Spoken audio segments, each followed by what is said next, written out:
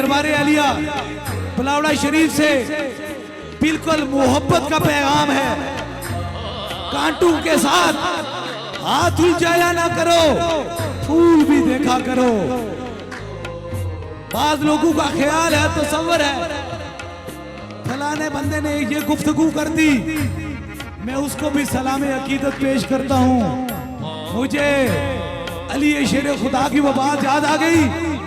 हजरत अली फरमाते हैं वो शख्स मुनाफिक है जिसका कोई दुश्मन नहीं है।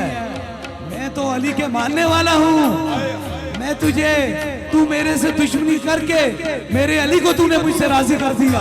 अल्लाहु अकबर, अल्लाहु अकबर। फूलों की तरफ जाया करो।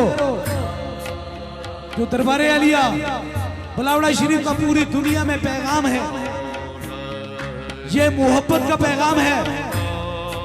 याद रखो, अगर कोई किसी हवाले से दरबारे आलिया बलावड़ा शरीफ के बारे में आपसे कोई गुफ्तगू करता है, कोई बात करता है, तो मेरी ज़बान से सुन लो, मेरी जिंदगी के दो ही मिशन हैं, या तो हुजूर का मीलाद मनाना या मखलूक खुदा की खिदमत करना।